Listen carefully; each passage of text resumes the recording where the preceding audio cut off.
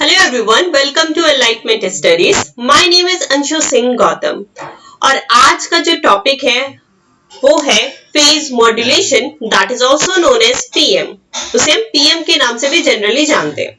जैसे आप सभी को पता होगा कि हमने स्टार्ट किया था टॉपिक एंगल मॉड्यूलेशन, और एंगल मॉड्यूलेशन के दो पार्ट्स मैंने आपको बताए थे, that is PM and FM, phase modulation and frequency modulation. तो आज हम उसमें से एक टॉपिक पढ़ेंगे, दैट इज फेज मॉड्यूलेशन। तो चलिए क्लास को इसी के साथ स्टार्ट करते हैं। अगर आपने अभी तक प्रीवियस वीडियोस को नहीं देखा है तो जल्दी से प्रीवियस वीडियोस को देख लीजिएगा। डिस्क्रिप्शन में और ऊपर जो आई आइकन है वहां मैं प्लेलिस्ट ऐड कर दूंगी, तो उस प्लेलिस्ट में जाके आप सभी वीडियोस को जरूर देख लीजिएगा।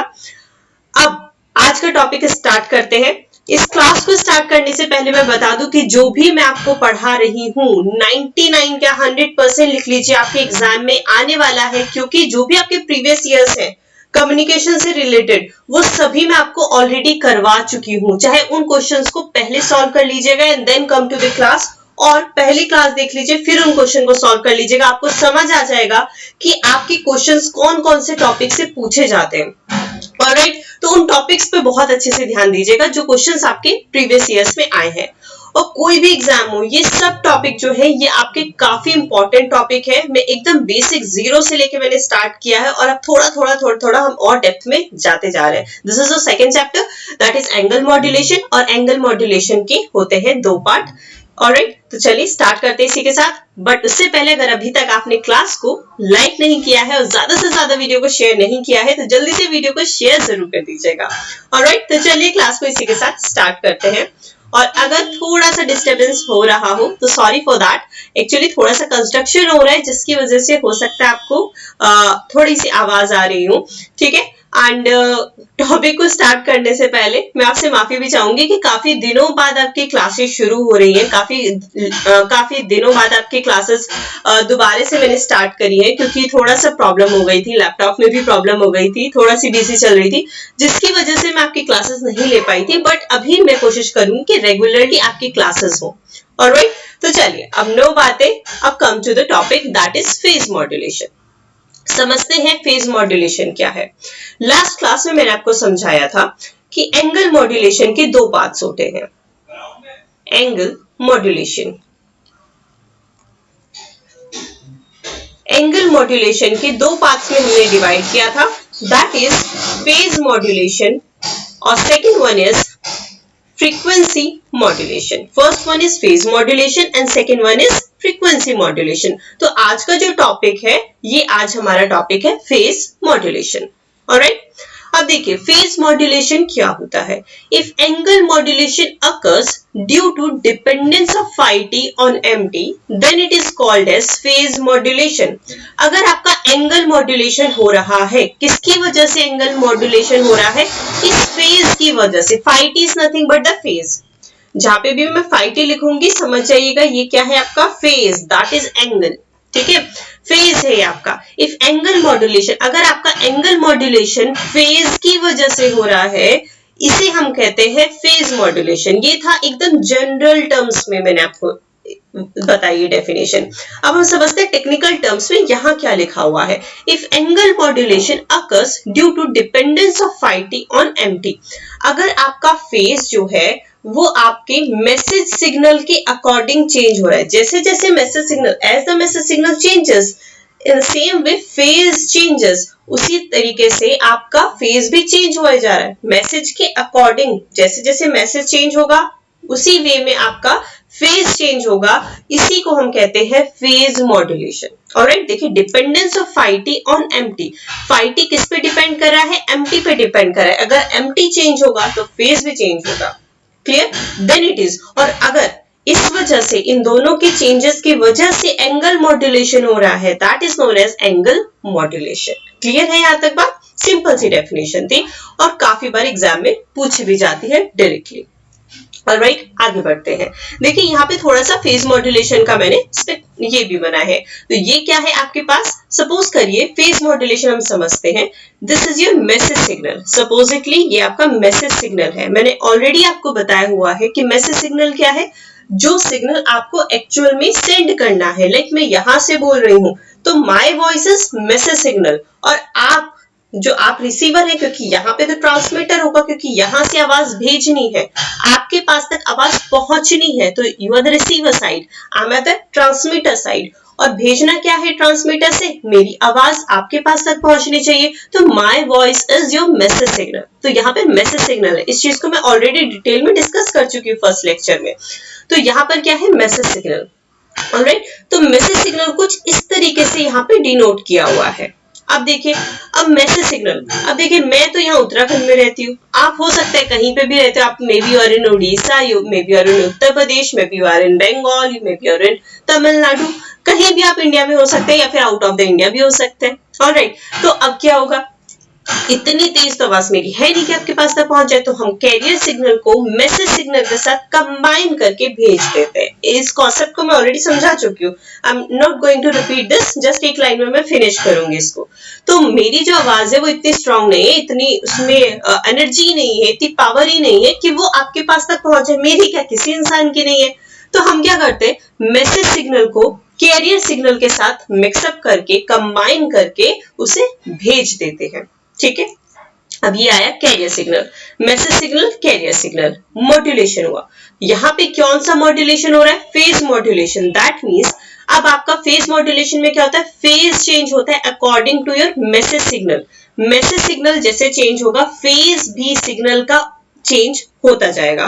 ऑलराइट, अब देखिए यहाँ पर क्या है, ये रहा आपका, ये इंक्रीजिंग है फेज, ये देखिए मैसेज सिग्नल आपका यहाँ पे बढ़ रहा है, मैसेज सिग्नल इज इंक्रीजिंग, तो मैसेज सिग्नल इंक्रीज, तो अभी आपका फेज नॉर्मल चल रहा है। देखिए कैरियर सिग्नल ये रहा, ठीक है, ये रहा आपके पास, ये बिल्कुल कैरियर सिग्नल नॉर्मली चल रहा है। अब यहाँ पे आके, ठीक है, अब यहाँ पे आके क्या हुआ, यहाँ पे आप डिक्रीजिंग ऑर्डर में है, डिक्रीज कर रहा है, मैसेज सिग्नल कम होने लगा, दैट मीन्स यहाँ पे फेज चेंज होगा। ठीक है, तो अब ये देखिए, सॉरी, ये देखिए नीचे तक आया, ये तो यहां तक तो ठीक है, यहां तक तो ठीक है, लेकिन यहाँ पे देखिए ये नीचे। ऑलराइट, तो अब यहां से देखिए ये फेज चेंज हो रहा है, ये देखिए, ये इसको जाना तो यहां से ऐसे चाहिए था अगर नॉर्मली कैरियर सिग्नल को फॉलो करता, लेकिन यहाँ पे फेज चेंज हो रहा है, यहाँ पे मैसेज सिग्नल चेंज हो रहा है, माइनस एमटी हो रहा है, तो यहाँ पे फेज चेंज हो गया लाइक दिस। सिमिलरली देखिए यहाँ पे भी आपका चेंज होगा। ठीक है, तो इस तरीके से आपका ये फेज चेंज होते जाएंगे। ये यहाँ पे चेंज होगा क्योंकि यहाँ पे फिर इंक्रीजिंग हो गया है, तो यहाँ पर हमारा फिर से फेज चेंज हुआ, देखिए यहाँ पे फिर से फेज चेंज हुआ, फिर यहाँ पे फेज चेंज हो रहा है, फिर यहाँ पर हमारा फेज चेंज हो रहा है लाइक दिस। तो जैसे जैसे मैसेज सिग्नल चेंज होगा, ठीक है, जैसे जैसे मैसेज सिग्नल चेंज होगा उसी के अकॉर्डिंग आपका फेज भी चेंज होता जाएगा। ऑलराइट, चलिए आगे बढ़ते हैं। अब इसी को हम एक्सप्रेशन के थ्रू देखते हैं, क्योंकि हमने, ठीक है, समझ लिया, हमने कॉन्सेप्ट जान लिया कि फेज मॉड्यूलेशन क्या होता है, बट इसके एक्सप्रेशन देखने पड़ेंगे कि किस तरीके से हम इसे लिख सकते हैं, एग्जाम में कैसे क्वेश्चन पूछे जाएंगे। मुद्दे की बात तो यही है कि एग्जाम में बताएंगे मैम क्वेश्चन कैसे पूछे जाएंगे, तो एग्जाम में क्वेश्चन कैसे पूछे जाएंगे उसको जानने के लिए आपको एक्सप्रेशन जरूर पता होना चाहिए। अब आप लोग खुद समझिए यहाँ पर, ठीक है, कुछ डिफिकल्ट टॉपिक नहीं है, बहुत सिंपल टॉपिक है अगर आप ध्यान से सुनेंगे तो। Career signal before modulation, comment करके मुझे बताइए कि कैरियर सिग्नल हम अभी तक क्या लेते थे मॉड्यूलेशन से पहले। मॉड्यूलेशन नहीं हुआ है, एक कैरियर सिग्नल है, तो हम उसे क्या लेते थे? AC cos 2π fct, simple. ठीक है, तो हम यहाँ लिख लेते हैं carrier signal before modulation it is equal to AC cos 2π fct। Clear? अब कैरियर सिग्नल आफ्टर मॉड्यूलेशन, ठीक है, अब आफ्टर मॉड्यूलेशन हम एज्यूम करते हैं कि यहाँ पे कैरियर सिग्नल आफ्टर मॉड्यूलेशन, यानी कि यहाँ पे फेज मॉड्यूलेशन कर रहे हैं, है ना, फेज मॉड्यूलेशन कर रहे हैं, तो अब यहाँ पर क्या हो जाएगा? AC cos 2π fct plus phi t, where phi t is nothing but the phase shift। phi t क्या है आपका? फेज शिफ्ट है, phase shift with respect to unmodulated carrier signal, unmodulated carrier signal। Carrier signal से आपका जो modulation से पहले career है और मॉड्यूलेशन के बाद कैरियर है, इन दोनों के बीच में जो फेज शिफ्ट है that is this one career signal after modulation, क्योंकि मॉड्यूलेशन के बाद फेज मॉड्यूलेशन हुआ है, तो फेज मॉड्यूलेशन के बाद कोई फेज शिफ्ट आ जाएगा कैरियर सिग्नल में, तो उसी को हमने 5t से डिनोट किया है, इसीलिए AC cos 2πfct plus 5t। अब 5t, ठीक है, अब हमने क्या पढ़ा था कि 5t कैसे चेंज होता है, 5t दैट इज फेज, ठीक है, तो phase vary according to the message signal, ये हमने पढ़ा था ऑलरेडी, अभी डिस्कस किया था, vary according to the message signal, या फिर हम कहें मैसेज वेरिएशन, मैसेज सिग्नल के वेरिएशन के अकॉर्डिंग ही आपका फेज चेंज होगा, ये ऑलरेडी हम डिस्कस कर चुके हैं, और इसीलिए that is why it is known as phase modulation, और इसी वजह से हम इसे कहते हैं phase modulation. We already discuss this point, बस मैंने यहाँ पर लिख दिया है, क्लियर। नाउ नेक्स्ट पॉइंट, अब देखिए, अब यहाँ पर फेज जो शिफ्ट हो रहा है, यहाँ पे फेज शिफ्ट जो है वो वेरी करेगा कैसे फेज शिफ्ट वेरी करेगा, तो phase shift vary according to the message signal, message signal के अकॉर्डिंग चेंज करेगा। ये लाइन तो लर्न हो गई होगी, इतनी बार मैंने रिपीट कर दी है। तो phi t equals to what, phi t equals to kpmt, kpmt कुछ इस तरीके से आपका फेज शिफ्ट मैसेज सिग्नल के अकॉर्डिंग चेंज करेगा, ठीक है। एक तो कोई तो एक्सप्रेशन होगा ना, कैसे चेंज करेगा, kpmt के अकॉर्डिंग चेंज करेगा। तो अब kp क्या है, ठीक है, mt अब हमें पता है, this is your message signal, phi t हमें पता है, this is your phase shift, kp क्या है, what is kp, kp is nothing but the phase sensitivity,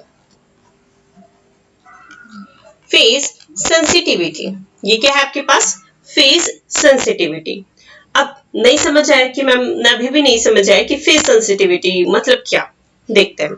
देखिए, सपोजिटली आपने kp लिया यहाँ पर 30, सपोज करिए 30 रेडियन पर वोल्ट, ठीक है, रेडियन पर वोल्ट इसकी यूनिट होती है फेज सेंसिटिविटी की, चाहे यहाँ पे लिख भी लीजिए रेडियन पर वोल्ट, ठीक है, फेज सेंसिटिविटी, ये रहा रेडियन, फेज क्या होगा रेडियन में, mt क्या होगा वोल्ट में, ठीक है, तो रेडियन पर वोल्ट kp की यूनिट आ गई, तो kp supposedly we have 30 radian पर वोल्ट एग्जांपल, ठीक है। मैं आपको फेज सेंसिटिविटी समझा रही हूँ कि फेज सेंसिटिविटी क्या होती है। तो सपोज करिए कि kp हमें दिया है कि 30 रेडियन पर वोल्ट, इसका मतलब क्या है, as message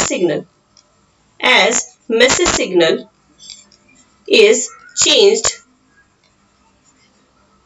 by 1 volt, then phase shift is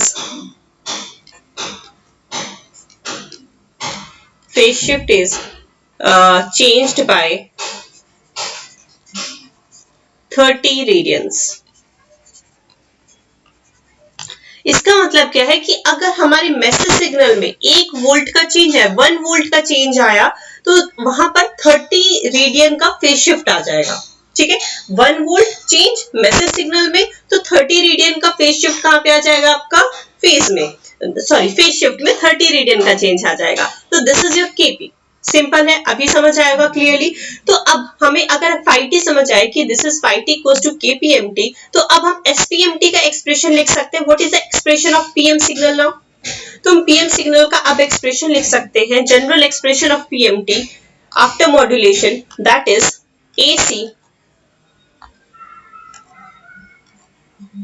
AC cos 2πfct plus phi t means kpmt, this is the general expression, this is the general expression of PM, general expression of PM। मैं एक बार दोबारा repeat कर देती हूँ shortcut में, क्या हुआ है, सबसे पहले हमने कैरियर सिग्नल लिया AC cos 2πfct, क्योंकि हमने फेज मॉड्यूलेशन किया है, तो ऑफ कोर्स जो कैरियर सिग्नल आफ्टर मॉड्यूलेशन हमें मिलेगा उसमें कुछ ना कुछ फेज शिफ्ट होगा with respect to the unmodulated, जो मॉड्यूलेट नहीं हुआ था कैरियर सिग्नल, उससे आपके कुछ फेज शिफ्ट आएगा मॉड्यूलेशन के बाद कैरियर सिग्नल में। फिर हमने देखा कि phi t कैसे चेंज हो रहा है, phi t हमें पता है कि phi t मैसेज सिग्नल के अकॉर्डिंग चेंज हो रहा है, कैसे चेंज हो रहा है, kpmt के तरह से, kpmt चेंज हो रहा है, ऑलराइट। तो kp क्या है, kp is nothing but the phase sensitivity and its unit is radian पर वोल्ट। तो हमारे पास एक्सप्रेशन कितना आ गया, spmt AC cos 2πfct plus kp MT. ये हमारा जनरल एक्सप्रेशन आ गया है। अब हमें ये नहीं पता है कि अभी तक हमने ना तो सिंगल टोन लिया है ना तो मल्टी टोन लिया है, तो will discuss here single tone PM expression. तो हम यहाँ पे सिंगल टोन पीएम एक्सप्रेशन को डिस्कस करते हैं। देखिए, मैं आपको ऑलरेडी बता चुकी हूँ कि सिंगल टोन मतलब क्या, what is the meaning of single tone. Comment करके मुझे बताइए what is the meaning of single tone. Single tone का मतलब क्या है? सिंगल टोन का मैंने बताया था सिंगल फ्रीक्वेंसी कंपोनेंट, ये हम ऑलरेडी पढ़ चुके हैं। Single frequency component, single frequency component, single tone means single frequency component, एक ही फ्रीक्वेंसी कंपोनेंट होगा, ठीक है। तो यहाँ पे एक ही फ्रीक्वेंसी कंपोनेंट का मतलब क्या है? हमारे पास एक ही फ्रीक्वेंसी कंपोनेंट का मतलब है AM cos 2 pi FMT। Single frequency component किसमें? मैसेज सिग्नल में। मैसेज सिग्नल में सिर्फ और सिर्फ एक ही फ्रीक्वेंसी कंपोनेंट है, एक ही फ्रीक्वेंसी है FM, दैट्स इट। अगर आपके पास मल्टी टोन होता तो आपके पास और भी फ्रीक्वेंसी होती, FM1, FM2, FM3, जितने मर्जी ले लीजिए, ठीक है। तो अब MT हमारे पास सिंगल फ्रीक्वेंसी कंपोनेंट है, that is AM cos 2 pi FMT। अभी हमने एक्सप्रेशन पढ़ा था, पीएम का जनरल एक्सप्रेशन हमने डिस्कस किया था, that is SPMT equals to, SPMT हमने कितना डिस्कस किया था? अभी expression AC cos 2 pi FCT plus KPMT, this one general expression of PM अभी जस्ट हमने डिस्कस किया था। अब हमें पता चल गया कि एमटी क्या है, AM cos 2 पाई FMT, क्योंकि सिंगल टोन है। अब तो हमें एमटी पता है ना, तो अब एमटी की वैल्यू फिर हम इसमें पुट कर सकते हैं। So put the value of MT in the general expression of PM. So put the value and get the expression of single tone. खुद से फाइंड आउट करने की कोशिश करिए। तो अब क्या हो जाएगा यहाँ पे? SPMT equals to what for single tone? SPMT equals to AC cos 2 pi FCT plus KP, ये KP को हमने ऐसे ही लिखा। MT की वैल्यू क्या है हमारे पास? AM cos 2 pi FMT, AM cos 2 pi FMT, ये लिख दिया, ब्रैकेट क्लोज। नाउ अब यहाँ पर एक बहुत इंपॉर्टेंट टर्म आने वाला है, दैट इज बीटा। और बीटा को, that is beta equals to what? अगर KPAM हमारा क्या है? KPAM, where beta is equals to KPAM। तो अगर KPAM is beta, तो हमारे पास एक्सप्रेशन कितना हो जाएगा? We get the expression SPMT equals to what? AC cos 2 pi FCT plus beta cos 2 pi FMT, this one. And this is known as general expression of single tone PM. General expression of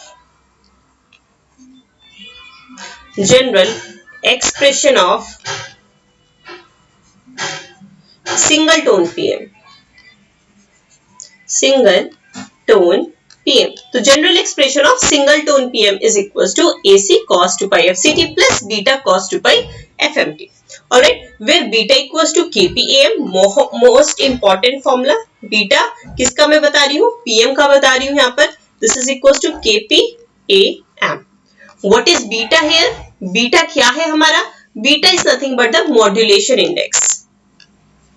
Modulation index of PM. ये PM का modulation index है। जैसे हमने जब amplitude modulation पढ़ा था, AM जब हम पढ़ रहे थे, तो AM में हमने क्या पढ़ा था? AM यहाँ पे जब हमने AM डिस्कस किया था, when we discuss about the AM, जब हमने AM डिस्कस किया था, तो वहां पे मॉड्यूलेशन इंडेक्स आपको याद होगा हमने म्यू से डिनोट किया था। और म्यू के हमने काफी सारे फॉर्मूले पढ़े थे। Mu equals to AM by AC, कुछ इस तरीके से फॉर्मूला पढ़ा था कि AM भी आपने फॉर्मूला पढ़ा था। 2-3 फॉर्मूले आप म्यू के पढ़ते हैं। For single tone, multi tone के अलग होते थे। तो यहाँ पे और कुछ भी नहीं है बीटा, कुछ कंफ्यूज होने की जरूरत है। जो हमने म्यू AM में पढ़ा था, that is a modulation index for the AM। AM में मॉड्यूलेशन इंडेक्स को म्यू से डिनोट करते थे।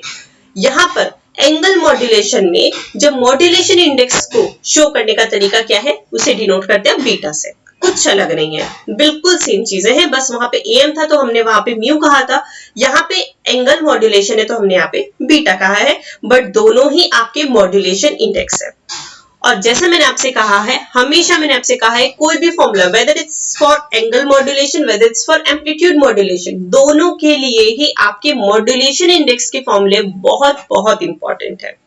ठीक है, याद रखिएगा, चाहे बीटा का फॉर्मूला हो, म्यू का फॉर्मूला हो, मैं कहूं या ना कहूं, इट्स ऑलरेडी इंपॉर्टेंट, बहुत बहुत इंपॉर्टेंट है। चाहे आप स्टार लगा लीजिए, 110% या तो म्यू से क्वेश्चन आएगा या तो बीटा से क्वेश्चन आएगा, तो दोनों क्वेश्चन आएंगे। कम्युनिकेशन में क्वेश्चन बनेंगे तो म्यू और बीटा के ही क्वेश्चन बनेंगे, 99% चांसेस है। ऑलराइट, तो म्यू और बीटा के फॉर्मूले को बहुत बहुत अच्छे से लर्न जरूर कर लीजिएगा। ये था आपका PM. This is all about the PM, that is phase modulation. Class को खत्म करने से पहले मैं आपको बता देती हूँ कि क्लास में आज जो हमने डिस्कस किया है उसमें सबसे इंपॉर्टेंट क्या है, जो आपके एग्जाम पॉइंट ऑफ व्यू से इंपॉर्टेंट है। कॉन्सेप्ट पॉइंट ऑफ व्यू से हर चीज इंपॉर्टेंट है, बट आपके एग्जाम पॉइंट ऑफ व्यू से क्या क्या चीज इंपॉर्टेंट है। एक तो डेफिनेशन इंपॉर्टेंट है, डेफिनेशन जरूर पढ़ के जाइएगा। ठीक है, दूसरा आपके पास ये expression, this expression, general expression आपको सभी के थोड़े थोड़े पता होने चाहिए। 5T का फॉर्मूला आपको याद है, बहुत अच्छी बात है। वरना सबसे ज्यादा इंपॉर्टेंट जो इस टॉपिक को मैंने पढ़ाया ही है बीटा को समझाने के लिए, कि बीटा क्या है और बीटा कहां से आया है, इसी कॉन्सेप्ट को समझाने के लिए मैंने पूरा टॉपिक आपको समझाया है in exam point of view से। अगर एग्जाम की बात करें तो आपका क्वेश्चन आज की पूरी क्लास में, ठीक है, 2 या 3 क्वेश्चन आज की क्लास से बन जाएंगे। बीटा का फॉर्मूला आपसे पूछा जाता है, केपीएम ऑफ कोर्स उसमें पता होना चाहिए आपको। हो सकता है ये एक्सप्रेशन दे जाए इस फॉर्म से और इस फॉर्म से, फिर आपसे या फिर ये फॉर्म दे दी जाए और आपसे बीटा पूछा जाए, तो आपको ये एक्सप्रेशन नहीं पता होगा तो बीटा नहीं पता कर पाएंगे। इन क्वेश्चंस को भी हम डिस्कस करेंगे, so don't worry about that.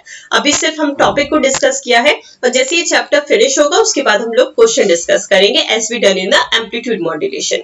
Alright, तो बीटा का फॉर्मूला बहुत इंपॉर्टेंट है एग्जाम पॉइंट ऑफ व्यू से। Alright, so this is all about the phase modulation. Next class will be based on the frequency modulation and that is also very very important. आपका modulation है और important topic है।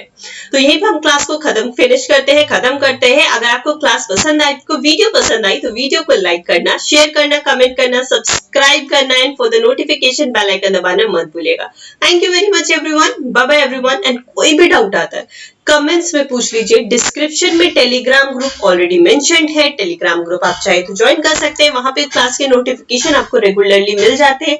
आप लोग question discuss कर सकते हैं उस ग्रुप में। अप्रोक्सीमेटली 1000 स्टूडेंट्स इसमें, तो आपको काफी हेल्प मिल जाएगी। ऑलराइट, तो आपको, और हाँ, प्लेलिस्ट आपके ऊपर आइकन होगा राइट साइड में, अपर साइड में, तो उसको प्रेस करेंगे तो आपको प्लेलिस्ट भी मिल जाएगी, तो वहां पे आप लोग क्लासेस को देख लीजिएगा। तो यहीं पे क्लास को खत्म करते हैं। Thank you very much everyone, bye bye everyone and don't forget to subscribe. Bye bye.